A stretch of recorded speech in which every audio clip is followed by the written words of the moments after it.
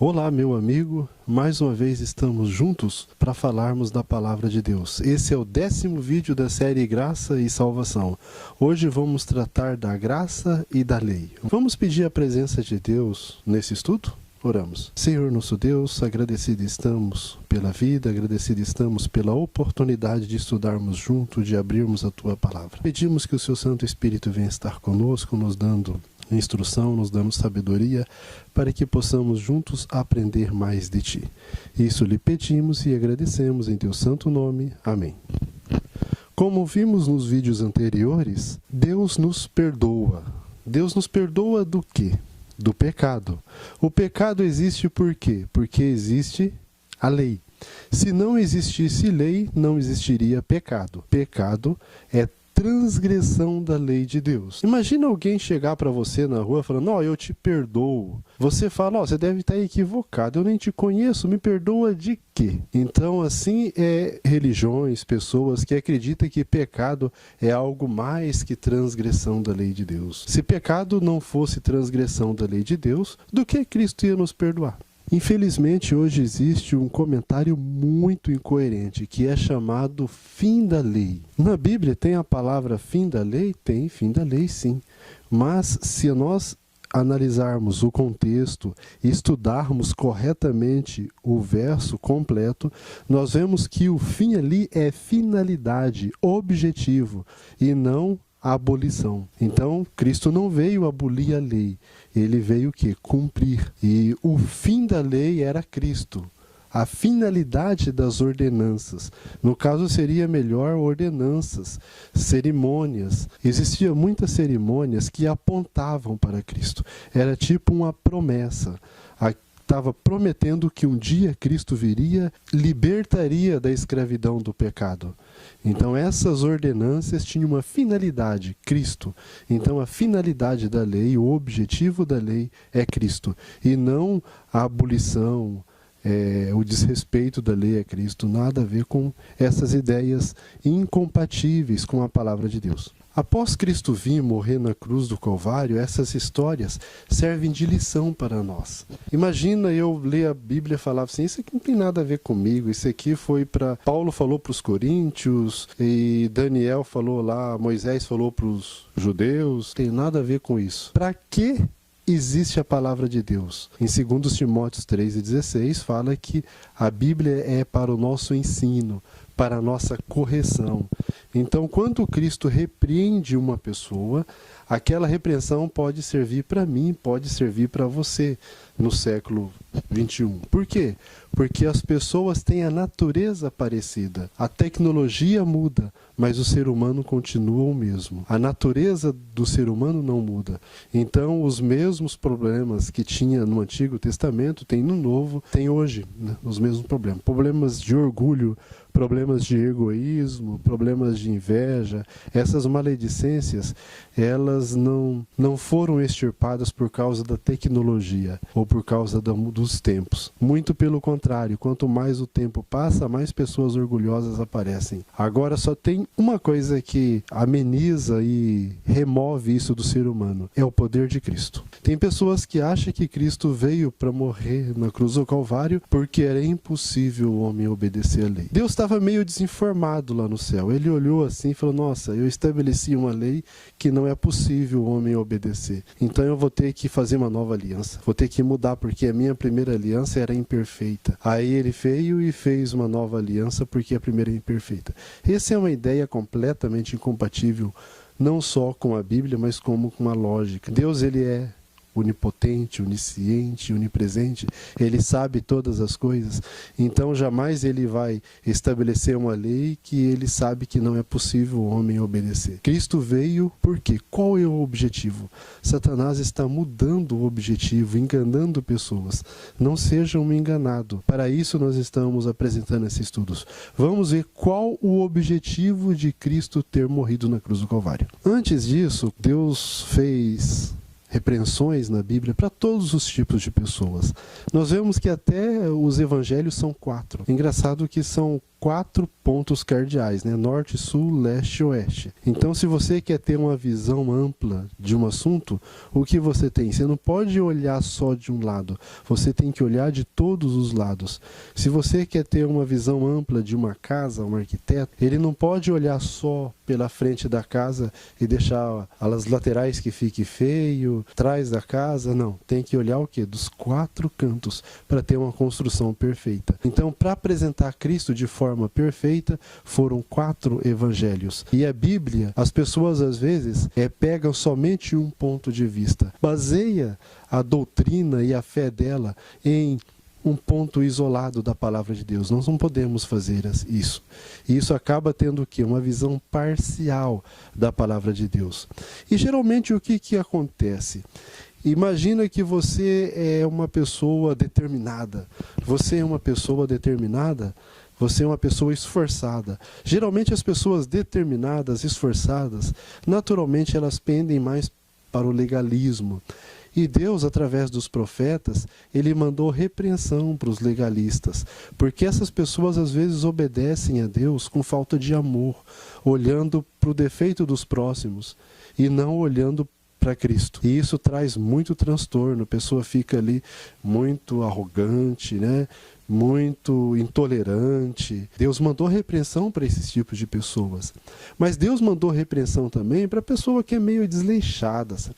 Geralmente as pessoas que é meio desleixada, vagaroso em aprender, desleixada, secularista, não se preocupa muito com as coisas espirituais, não se dedica muito, é uma pessoa vagarosa. E Deus mandou repreensões para essas pessoas vagarosas. Mas o que acontece? Acontece que um legalista lá, um determinado, está estudando a palavra de Deus e ele vê uma repreensão para ele. Ele não presta muita atenção, ele não entende muito aquilo, sabe? Ele fala, esse aí não é meu ponto forte, não entendo muito disso. Com a repreensão que é para os vagarosos, aí ele entende muito bem disso. A repreensão é para os vagarosos, não é para ele, não é para os outros. Aí para os outros ele entende. Aí ele anota, faz sermões, posta no Facebook, Twitter, no YouTube, e divulga bastante aquilo porque está repreendendo os outros.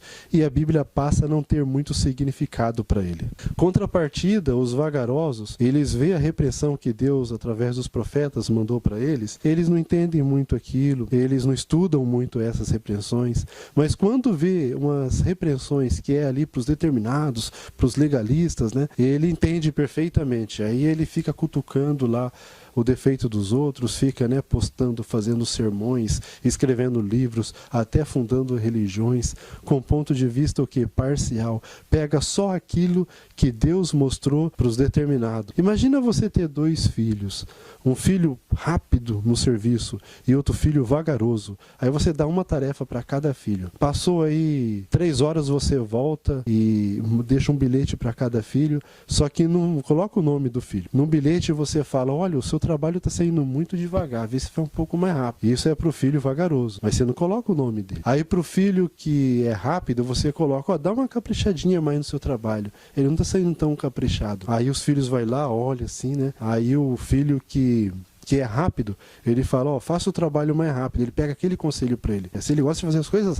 então ele fala, meu pai deve ter falado isso para mim. Ele faz mais rápido ainda. O filho que é vagaroso, aí ele lê o conselho assim e fala, eu vou ter que caprichar mais. Você faz mais devagar o trabalho ainda. E é isso que acontece com as pessoas que estudam a Bíblia sem o poder do Espírito Santo. Ela passa a ter uma visão parcial da Bíblia. Começa a enxergar o defeito dos outros, a aplicar a Bíblia para os outros e não para si. A lei e a graça, justamente é isso que ocorre. Muitas pessoas se apegam à lei, obedecem à lei sem amor. Muitas pessoas se apegam à graça e negligenciam a lei. Existe equilíbrio absoluto nesse assunto na Bíblia. Não existe contradição. A lei não foi feita para determinado e a graça não foi feita para desleixado. Ambos foi feito para toda a raça humana. O problema é uma falta de compreensão em ambas. Mas existe algo na palavra de Deus que é superior aos 10 mandamentos, a lei de Deus. O que que é superior? Chamamos de a essência da lei, os princípios da lei. Qual é o princípio da lei? A lei está baseada sobre o quê? É o amor. Como vemos em 1 João, Deus é amor. Então a lei está baseada no amor. Os 10 mandamentos têm como base o amor. 4 primeiros mandamentos é amor a Deus em primeiro lugar. Os 6 últimos mandamentos é amor ao próximo, como a ti mesmo. Se uma regra, se um preceito, ele entrar em confronto com o amor, o que nós devemos fazer? Esquece a pessoa, vamos obedecer a regra. Será que é isso? Não, não, não. Se um mandamento, se um preceito entra em confronto com o amor, a gente esquece o preceito. O amor é superior. Vamos a exemplo. Vamos em Mateus 12:5. Me acompanhe. Cristo disse que os sacerdotes violavam a lei e ficavam sem culpa. Fazer um trabalho ao sábado, seja ele missionário, seja a favor ao próximo, é violar a lei de Deus. Mas o que acontece? Existe uma diferença entre pecado e culpa. Esse violar a lei de Deus, ele entra em confronto com o princípio do amor. Então a pessoa não é culpado por ferir aquele preceito, porque aquele preceito entrou em confronto com o princípio da lei, que é o amor. Então os sacerdotes, eles violavam a lei, mas eles eram sem culpa por causa dessa violação. Porque se eles não violassem a lei, não teriam os rituais ali no santuário, conforme era pedido de Deus. Entrou em conflito o princípio com a regra. Agora o que acontece? Uma pessoa desleixada que não gosta muito de lei, ela já utiliza esse texto para usar de desculpa para não obedecer à lei de Deus. Cada um de nós vamos responder perante Deus sobre nossas atitudes. Imagina você querer enganar a Deus, não existe como. Ele é claro que quando um princípio entra em confronto com a regra. Se não entra, ele cobra, a pessoa é culpada sim, vai se perder por tratar a lei de Deus com leviandade. Esse assunto do sábado será o nosso próximo tema. Cristo veio abolir a lei? Vemos em Mateus 5:17 que não, acompanhe. Não cuideis que vim destruir a lei ou os profetas. Não vim abrogar, mas cumprir. Então Cristo, ele veio o quê? Ele veio cumprir. A finalidade da lei era Cristo. Não fim, finalidade. Lei não se exclui, a lei da gravidade não exclui. A lei dos 10 mandamentos, por exemplo, era tão útil para o bem-estar do ser humano como a lei da gravidade. Se excluir a lei de Deus para o ser humano, passa a ter desordem, desavença. Voltamos à pergunta inicial. Qual o motivo de Cristo ter morrido na cruz do Calvário? Será que foi porque a lei de Deus estava muito penosa, né? Deus cometeu uma falha ali no início. Fez uma lei muito forte para débeis criaturas como a raça humana. Será que foi por isso? Aí ele, analisando lá, viu que a lei dele era imperfeita. Aí ele foi, dar um jeitinho, foi morrer na cruz do Calvário para salvar os homens sem precisar obedecer a lei. Será que é isso? Vamos ver em Gálatas 4:1-5. Qual que é o objetivo de Cristo ter morrido na cruz do Calvário? Digo que todo o tempo que o herdeiro é menino, em nada difere do servo, ainda que seja senhor de tudo, mas está debaixo de tutores e curadores, até ao tempo determinado pelo Pai. Assim também nós, quando éramos meninos, estávamos reduzidos à servidão, debaixo dos primeiros rudimentos do mundo. Mas vindo a plenitude dos tempos, Deus enviou seu Filho, nascido de mulher, nascido sob a lei, para remir os que estavam debaixo da lei, a fim de recebermos a adoção de filhos. Meninos é a raça humana, não é uma pessoa. O texto está se referindo, deixou bem claro, nos rudimentos do mundo. Cristo veio o quê? Para nos livrar da escravidão do pecado. Antes nós éramos herdeiros, mas estávamos embaixo dos tutores. Qual eram os tutores? O pecado. E aí Cristo morreu na cruz do Calvário e nos deu o quê? Vamos ver no verso 13. Me acompanhem, Gálatas 5:13. Porque vós, irmãos, fostes chamados à liberdade. Não useis da liberdade para dar ocasião à carne, mas servi-vos uns aos outros pelo amor. Entrou o pecado no mundo, o que a raça humana perdeu? O direito de escolha. Perdemos a liberdade, éramos escravos. Então não adianta uma pessoa ser cumpridora da lei. Cumpridora da lei não perdoa pecados. E todos pecaram, como a gente viu no estudo anterior. Cumpridor da lei não adianta. Precisava do quê? De nós sermos pagos, de nós sermos livres da escravidão do pecado. Cristo veio, deu sua vida, porque o salário do pecado é o que? A morte. E aí ele nos deu liberdade. Ele nos deu liberdade para fazer o que queremos? Não. Ele nos deu liberdade para obedecermos à lei de Deus. Imagine um senhor ali dar liberdade para o seu servo. E isso aconteceu na libertação dos escravos, né? Muitos. Olha, você de hoje em diante está livre, sai com a mão atrás ou está na frente. Aí o que acontece? Ele não tem o que fazer, como que ele vai dar sustento para a família dele, como que ele vai sobreviver? Ele vai precisar de trabalhar para alguém. Aquele senhor ou outros senhores falam, se você quiser trabalhar comigo, vai ter um salário, né? E esse salário é tanto. Esse salário é quase a escravidão do mesmo jeito. É isso que ocorre hoje. As pessoas hoje, na maioria de nós, somos escravos e muito não sabemos. O que acontece? Dar liberdade não é suficiente.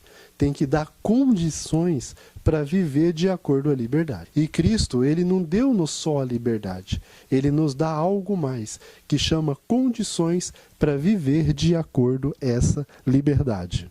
Ao ser humano transgredir a lei de Deus, houve uma alteração no DNA. O ser humano passou a ser o quê?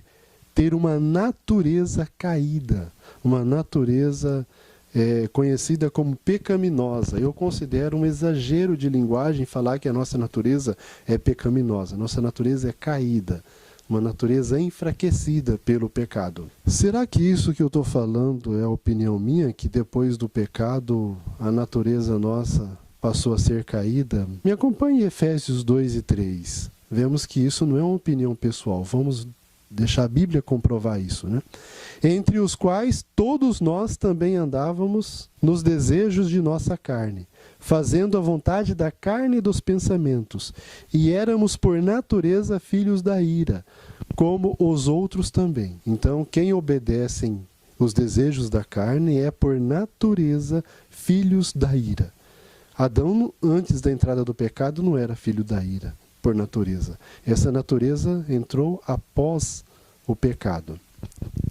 Quem faz a vontade da carne continua sendo escravo, continua sendo filho da ira. Mas quem entrega a vida a Cristo, Cristo faz uma alteração na pessoa. Vamos ver em 2 Pedro 1 e 4, me acompanhe. Pelas quais nos tem dado grandíssimas e preciosas promessas, para que por elas fiqueis participantes da natureza divina, havendo escapado da corrupção que pela concupiscência há no mundo. O que Cristo nos faz? Nos torna participantes da natureza divina. Olha, escapado o quê? Da corrupção. E como é a corrupção? A corrupção vem pela concupiscência que há no mundo. Olha uma coisa interessante. Corrupção é resultado da concupiscência que há no mundo. Qual é o resultado da corrupção hoje em dia? É resultado de orgulho, é resultado de inveja, de ganância. Por isso que existe corrupção. Presta atenção como que o verso é real. Deus nos promete ser participantes da natureza divina, havendo escapado da corrupção que pela concupiscência há no mundo. Ficou claro, né? Corrupção existe por causa da concupiscência que há no mundo. Concupiscência, né, é tirada de nós. Se nós dominamos a concupiscência, não existe mais corrupção. Então aí está o segredo para um país perfeito, para um planeta perfeito, é o quê? É dominar a concupiscência, é se livrar disso. Uma concupiscência sobre a vontade de Deus, não existe corrupção. Mas vamos ver aonde é gerado o pecado. Me acompanhe em Tiago 1, 14 e 15. Mas cada um é tentado quando atraído e engodado pela sua própria concupiscência. Repetiu concupiscência. Como é gerado o pecado? Quando a gente é atraído pela nossa própria concupiscência. Depois, havendo a concupiscência concebido, a concupiscência faz o quê? Concebe. Dá à luz o pecado. E o pecado sendo consumado gera a morte. O pecado é gerado quando? Quando a gente dá vazão aos nossos desejos, Existem desejos normais e existem desejos anormais. Existem desejos que chama-se maus traços de caráter. Esses desejos, eles podem ser removidos de nós por ocasião do quê? Do batismo. Então, para nos livrar da concupiscência, o que acontece? Precisa nascer de novo. E essa é uma promessa de Deus para nós. Observe, Cristo, através da graça, ele não nos dá autoridade para transgredir a lei. Muito pelo contrário. Ele nos concede capacidade de obedecer a palavra de Deus. De que forma? Nos livrando da concupiscência que há no mundo. E o que a concupiscência faz? Ela nos leva ao pecado. Desta forma, Cristo não só nos dá liberdade, como falamos, mas ele concede condições para viver em liberdade. Como se um escravo, um senhor, olha, eu vou dar liberdade para você, dá liberdade para o escravo. E ali dá uma quantia boa de dinheiro para ele tocar o seu negócio próprio. Ele dá liberdade e condições para viver em liberdade. E é assim que Cristo faz com nós. Ele nos dá liberdade através de sua graça e nos dá condições para viver de acordo à liberdade. Vamos recapitular como funciona isso em Efésios 2:8. Porque pela graça sois salvos por meio da fé. Isso não vem de vós, é dom de Deus. Então nós somos salvos que pela graça. Isso não vem de nós, é impossível nós, por nós mesmos, por nossa própria força, obedecer a Deus. Não tem como, é impossível. Mas pela graça de Deus, nós podemos obedecer a Deus por meio da fé. Isso não vem de nós, é um dom de Deus. Por isso que nós precisamos entregar a Deus sem reservas e viver de acordo à vontade de Deus e não de acordo aos desejos da carne. Deus não dá liberdade para a gente viver de acordo aos desejos da carne, não. Ele nos dá liberdade para andarmos de acordo aos desejos de Deus. Quem andar de acordo aos desejos da carne terá uma finalidade não muito legal. Qual a condição do homem? Vamos em Romanos 3:23. Porque todos pecaram e destituídos estão da glória de Deus. Todos pecaram e destituídos estão da glória de Deus. O que o pecado exige? Me acompanhe em Romanos 6:23. Porque o salário do pecado é a morte, mas o dom gratuito de Deus é vida eterna por Cristo Jesus nosso Senhor. Todos pecaram, todos. Lembra que Adão e Eva pecou, através de Adão e Eva entrou o pecado no mundo. Nós não somos culpados pelo pecado de Adão e Eva, pelo pecado de nossos pais. Nós somos culpados pelos nossos pecados. Só que as consequências do pecado nos afetam. As consequências do pecado fez com que o homem tivesse uma ferramenta inadequada para ser obediente. Alterou ali o DNA. E aí o que aconteceu? O filho dele pecou. Cometeu o pecado. Deus, quando nós nascemos, ele nos dá uma ficha limpa. Nenhuma pessoa nasce pecadora. Não, ela nasce com ficha limpa e ela peca. Aí ela passa a ser pecadora depois que ela cometeu o pecado. Se ela não nascesse com a ficha limpa, se ela nascesse pecadora, Deus seria injusto. A Bíblia deixa clara que Deus é imparcial. Deus não trata as pessoas com diferença e Deus não é injusto. Todo mundo nasceu culpado pelo pecado de Adão. Nós vemos em Ezequiel 18 que os filhos não são culpados pelos pecados dos pais. Não. Cristo nos deu o quê? Uma ficha limpa. Ele nos concede ficha limpa. Ele nos deu ficha limpa, só que nós temos o quê? Uma ferramenta inadequada para obedecer a Deus. E aí, inevitavelmente, todos pecaram. Não só antes de Cristo, mas toda a raça humana. Uma pessoa nasce hoje, ela comete pecados, inevitavelmente. Mas uma pessoa, ela pode ser perdoada e ser transformada pelo poder de Deus. Todos pecaram, perderam uma condição. Cristo veio de nos dar essa condição. Imagina que alguém mate o seu ente querido. E aí essa pessoa que matou, ela tem que restituir. E para restituir o que? A vingança é o que? Dando a própria vida, a morte. Então assim é o pecado. A pessoa cometeu o pecado, o salário do pecado para ela pagar aquele pecado que ela cometeu é só dando a própria vida. E se dá a própria vida, diga vida eterna mesmo, acontece, é um preço muito caro. E aí Cristo veio e pagou esse preço, ele deu a sua vida em nosso favor. E só através de Cristo existe perdão de pecados, existe perdão de nossos pecados. A confusão está justamente nesse aspecto. Lei não serve para perdoar pecados, lei serve para condenar. Mas por a lei condenar, não servir para nos perdoar pecado, ela não torna desnecessária. Ela não pede o poder de condenar a pessoa porque ela não tem poder de justificar. Justificar é Cristo, e Cristo não anula o poder da lei. Nós vemos mais claro em Mateus 1:21 qual é a finalidade e o objetivo de Cristo ter vindo a esse mundo. Me acompanhe. E dará à luz um filho e chamarás o seu nome Jesus, porque ele salvará o seu povo dos seus pecados. Cristo nos salva de nossos pecados para quê? Para continuarmos pecando? Mesma coisa, de uma pessoa estar numa grave condição, ela tem um câncer. O que aconteceu para ela estar com câncer? Ela consome muito um alimento que dá câncer. Então vamos curar ela do câncer. E ela vai continuar comendo aquele alimento que deu câncer nela. Será que adiantou ela fazer a cirurgia, se curar do câncer, sendo que vai continuar se alimentando daquela forma que deu câncer nela? Aquela doença é consequência do quê? De um hábito errado na vida dela. E esse hábito ela tem que abandonar. Curar sem abandonar o hábito não adianta muito. Então Cristo, ele nos perdoa. E se a gente não abandonar a nossa vida de pecado, não adiantou muito a cura. Então por isso que nem toda a raça humana vai se salvar. Por isso que poucas pessoas vão se salvar, porque poucas pessoas aceitam que Deus transforme a sua vida. Me acompanhe em Romanos 6, 1 e 2. Que diremos, pois? Permaneceremos no pecado para que a graça abunde? De modo nenhum. Nós que estávamos mortos para o pecado, como viveremos ainda nele? Cristo veio na sua primeira vinda para quê? Para nos salvar de nossos pecados. Não só para nos salvar de nossos pecados, mas também para nos redimir, para nos perdoar, para nos convidar a uma nova vida, a um arrependimento. Porque o Evangelho de Cristo são 4. É impressionante que tem muito a ver com os 4 pontos cardeais, norte, sul, leste e oeste.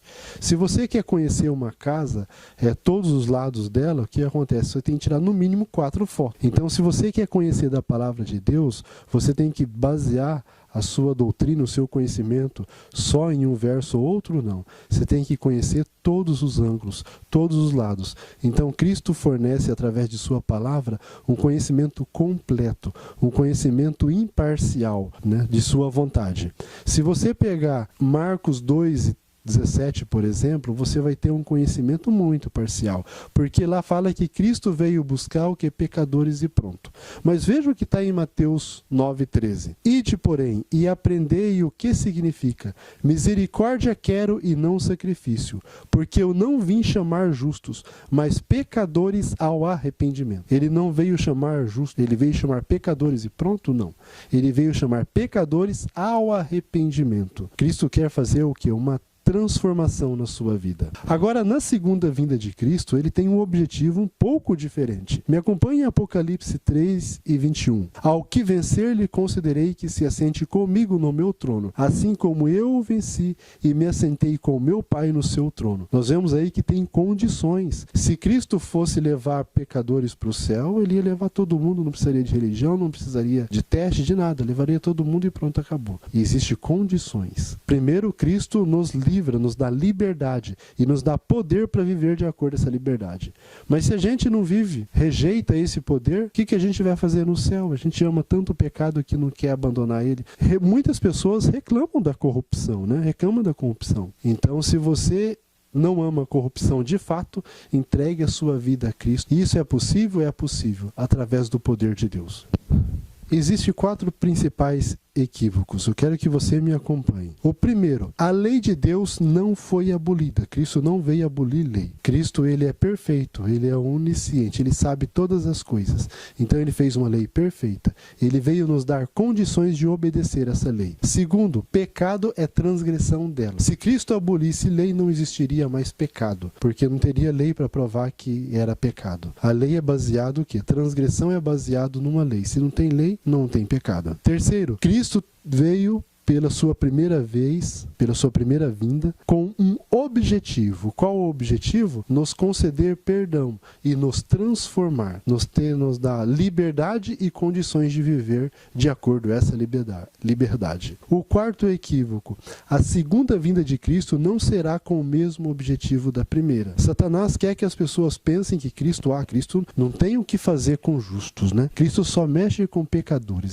Se a pessoa já é justa, a pessoa não precisa de Cristo. Será? Primeiro passo, esse é um pensamento muito equivocado. Ninguém consegue ser justo sem o poder de Cristo. Esse já é o primeiro grande engano. Depois, a pessoa com o poder de Cristo é justa. Ela é justa, Deus não tem mais nada o que fazer. Coloca uma pessoa justa no meio de 1000 injustos. Será que ele vai ser feliz no meio de 1000 injustos? Tem sim. Se uma pessoa já é justa com o poder de Deus, Deus tem o que fazer com ela. É muita hipocrisia falar que, meu filho, você já é justo, Deus não tem mais nada o que fazer contigo. Tem sim, tem tirado do meio dos injustos. injustos. Na sua segunda vinda, Cristo vai tirar os justos do meio dos injustos. E eu gostaria de estar entre os justos. E você? Vamos lutar para estar no meio dos justos. E o quarto motivo é que a segunda vinda de Cristo vem com um objetivo diferente da primeira.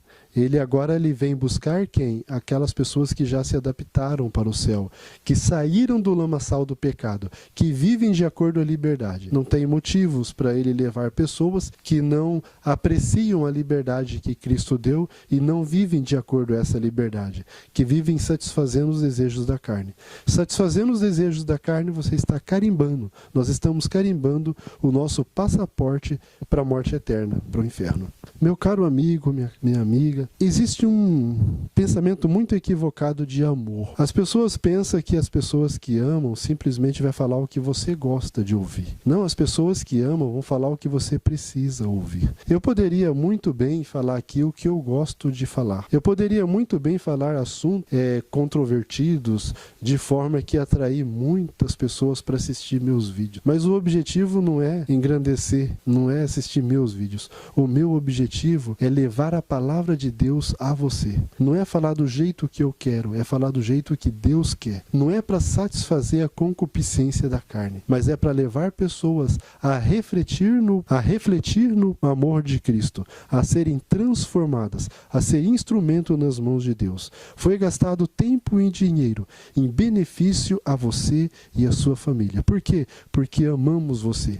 Amamos todas as pessoas que têm o desejo de mudar de vida. Porque nós temos o desejo de mudar de vida. Nós sabemos que isso é muito difícil. Nós sabemos que a batalha é árdua. Nós sabemos que renunciar ao eu diariamente não é fácil. Então, por isso que esses vídeos foram gravados. Não para falar a minha vontade, não para fazer você sorrir, mas para fazer você refletir. Imagina uma pessoa estar perto de um precipício, a ponto de se despedaçar. E uma pessoa vai ali contar piadas, deixar ela tranquila ali. Essa é uma pessoa que ama? Não, não é uma pessoa que ama. Uma pessoa que ama vai fazer, não, sai por daí, por favor. Vai fazer de tudo para você sair daquele local de perigo.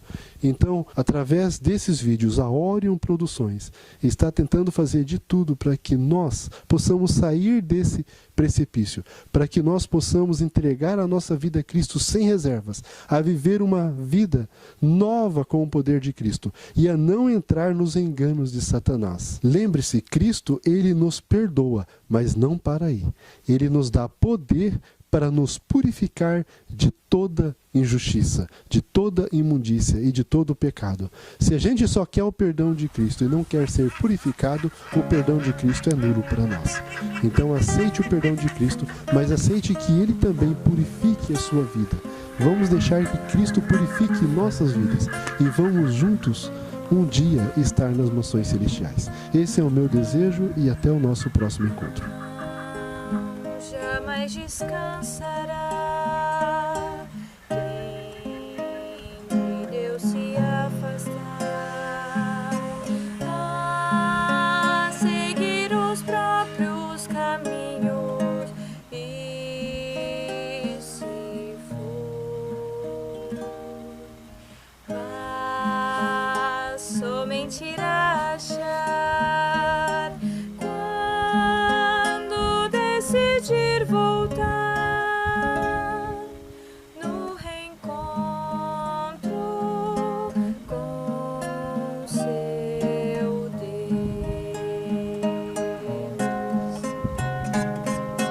Ai, como esse Deus é bom, pois sempre recebe a quem quer a experiência de viver em Deus. Tudo que é preciso assim é arrepender-se, enfim, vivenciar o renascer.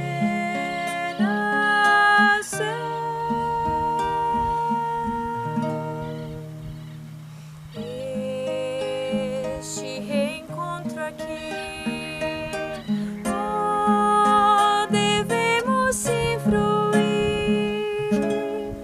Tudo